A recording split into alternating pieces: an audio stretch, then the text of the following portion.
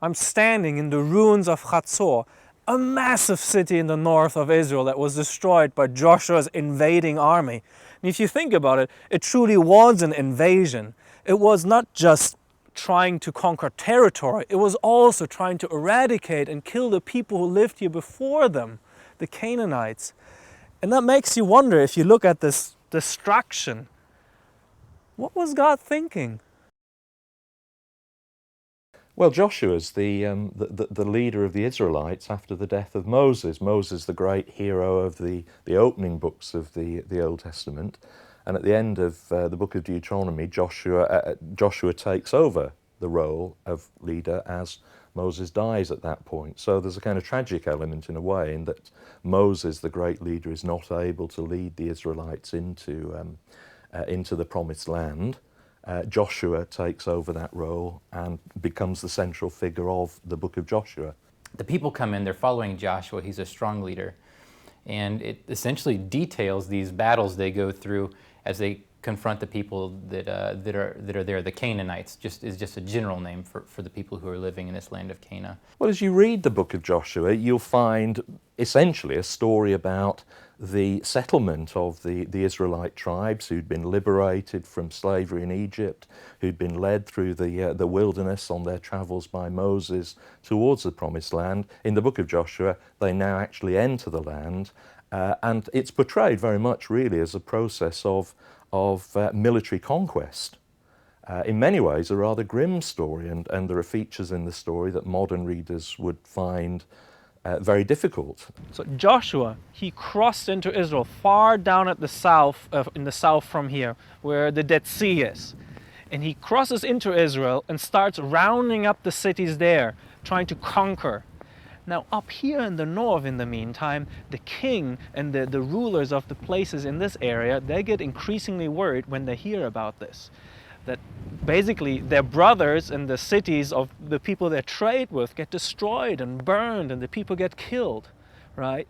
Now, the king of the place where we are right now, who lived in this massive city, which is basically still all around us, he started to round up his rulers and his friends and basically formed a coalition of kings that would stand against that encroaching army from the south, against Joshua.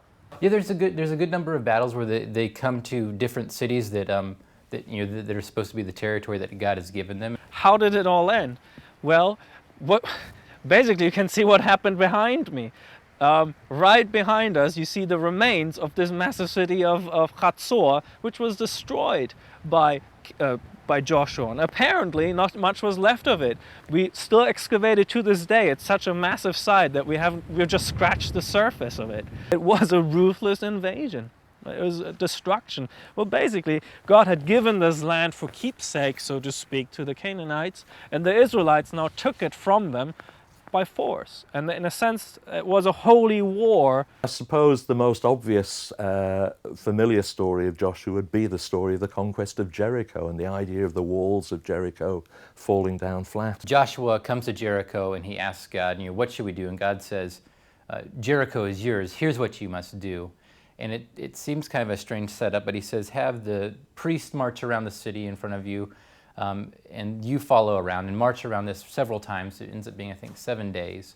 And on the last day, blow the trumpets and give a shout, and the walls will come down. And that's what ends up happening. The walls come down, they go and they take the city.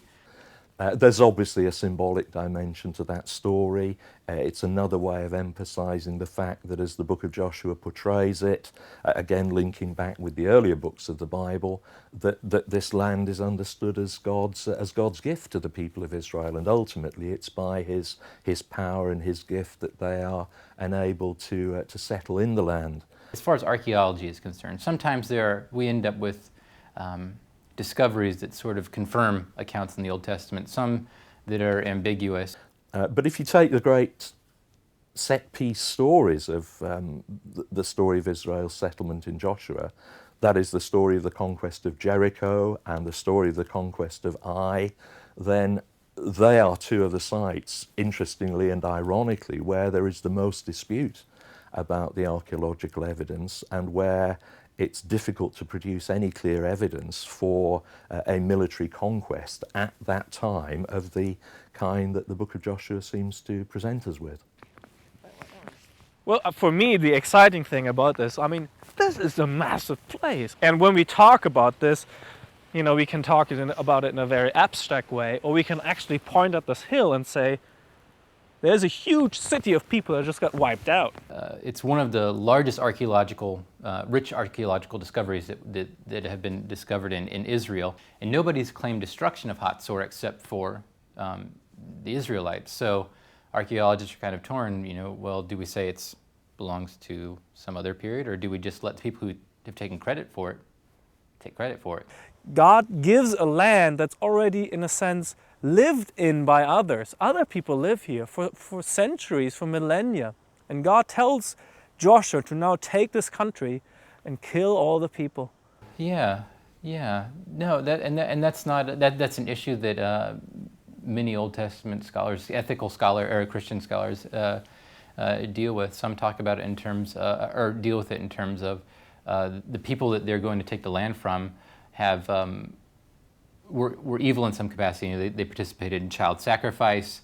So in a sense, their time is up. God has, in a sense, enough of them, and He's replacing them now. Well, lots of people turn away from the Bible because the God of the Old Testament often is perceived as a brutal and harsh God. And if you stand here, that's probably understandable. This is a destroyed city, and its inhabitants were killed, put to the sword, as the Bible says. The other issue, perhaps, that particularly concerns modern readers is how far it is, in fact, what we would call straightforward historical writing, straightforward historical reporting.